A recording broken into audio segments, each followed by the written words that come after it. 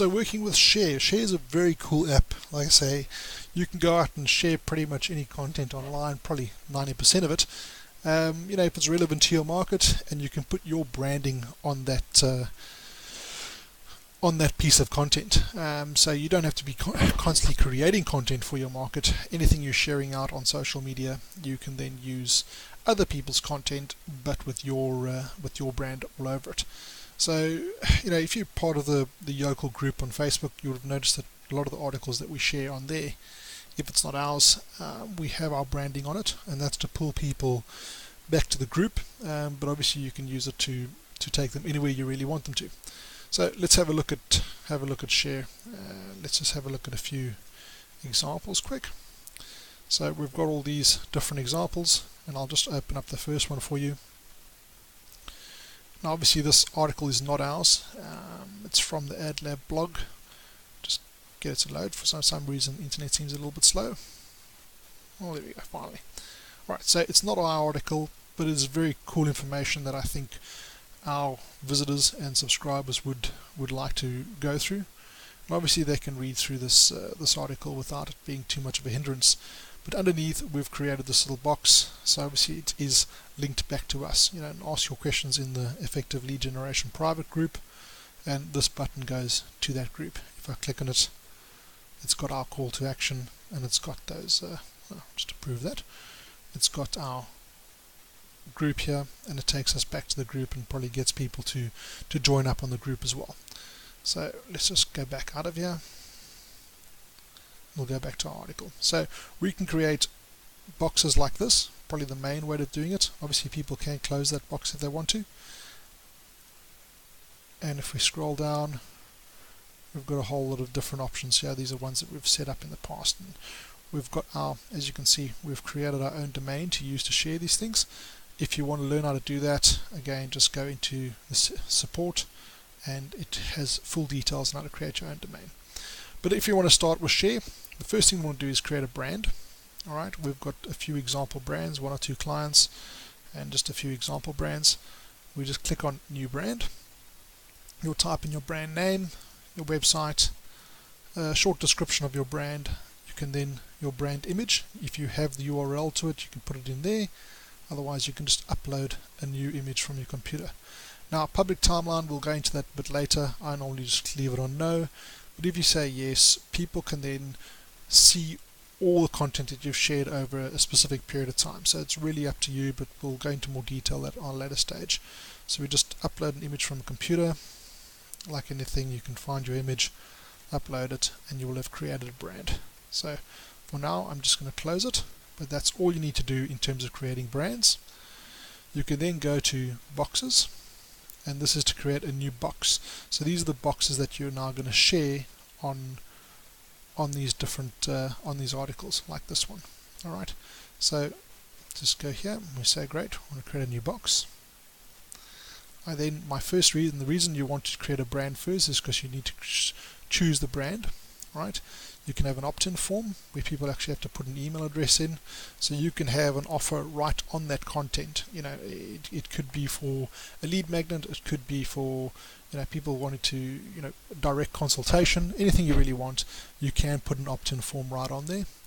Traffic, again, it's just to show people various pieces of content.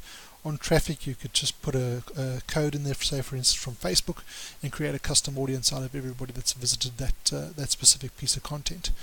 Button, probably the one we use the most. If I click on button, I can then label it. I can choose the position of where I want this to be, where on that content I want this to come up.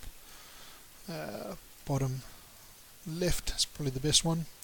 Delay, again, if someone might land on a piece of content, you don't want to show them your call to action right away. You can put it under however many, 15 seconds, a minute, whatever the case, but put it sort of anything under 20 seconds, and that's pretty good going.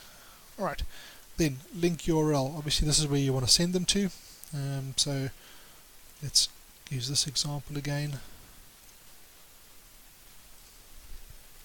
Say I want to drive them to a blog article. Putting my blog article here.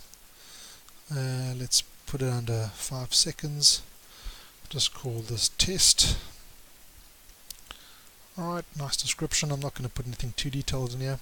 Pixel code. So this is an important one. If you're sharing out content and things, you want to build up a list of people that have sort of interacted with that content, have read it, been through it. So what you can do is you can put your Facebook pixel code in here, and then at a later stage create a custom audience.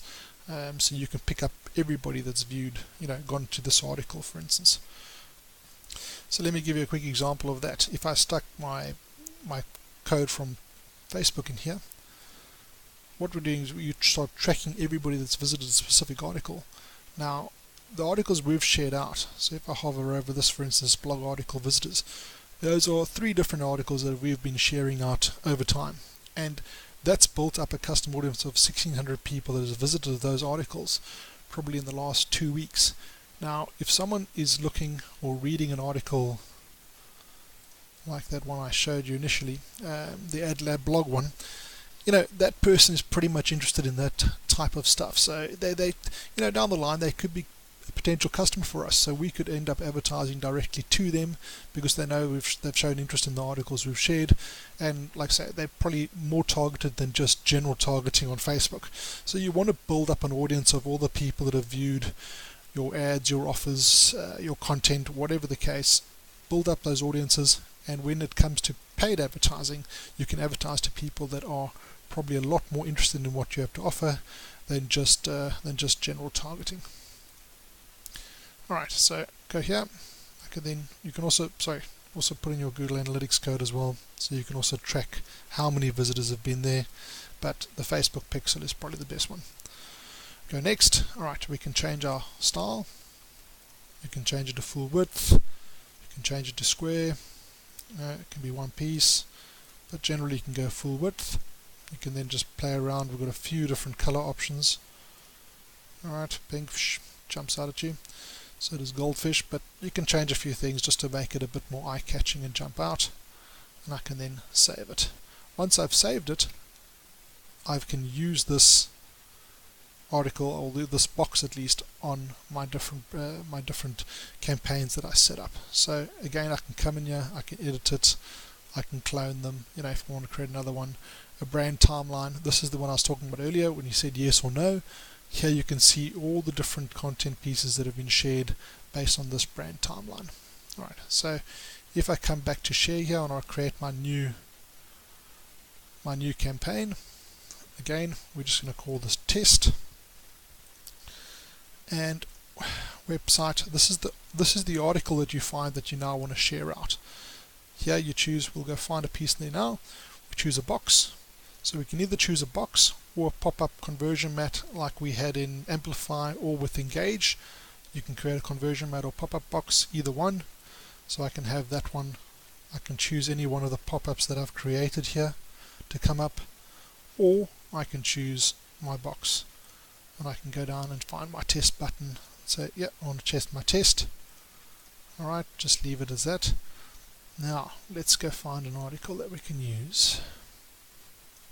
Alright, so what I've done is I've literally just pulled an article, this article from News 24 as of this morning, and I've plugged it into my system, just pasted it in, and it tells me, yep, we can use this. Now, you can share pretty much 90% of the content out there. Some content does have sort of blockers on it, so you can't share it, and this little button will just say no. But, it's few and far between. I don't find too many articles that we can't share using this system. So once I've plugged it in there, I can have a look at what it's going to look like. I can come here and I can edit this headline. I can edit the details here. For now, I'm not going to change any of it. I'm just going to save it. Okay, great. I've now saved my test article. And if I right click and open this tab, it's now going to bring up my News 24 article and have my call to action on it. So it's going to bring out the exact same article with my call to action, my sign up button, all the rest, and it's going to be right there. I can then close that off. What I want to do is just an example of how I can use other boxes on it. So let's just delete this one. And we're going to create a new campaign and call it test 2. Again, let's take that same article.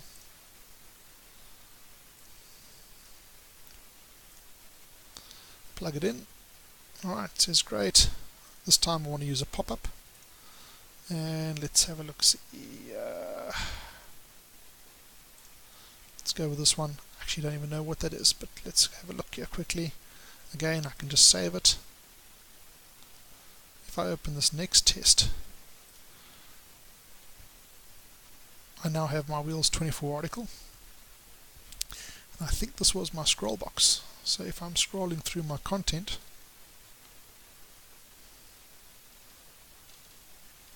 I wonder if that is actually a real campaign that we've set up. Sorry, it was the exit one. So you can have different things come up. This one is about exit intent, so someone's reading an article as soon as they want to leave. I then have a pop-up that comes up. Sorry, I wasn't sure whether this was the scrolling box or whether it was one that had exit intent.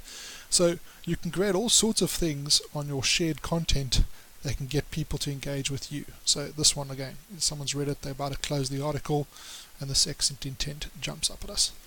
Alright, so we close it off. Let's just go back to share.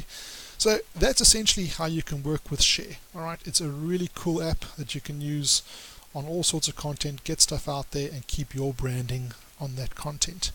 Now your other option here, let's just open our settings, installation, share browser. So what we do have is, we'll do it in another campaign. You can have your browser extension. So if I'm searching through content, I can just use my browser extension to quickly create these shared articles. I will go through that in detail though in a new video. For now, you can just use it on your normal through the share section. We do have full documented details on how to use that icon browser in the support section, but we will create a video on that for you shortly. Thanks. Cheers guys.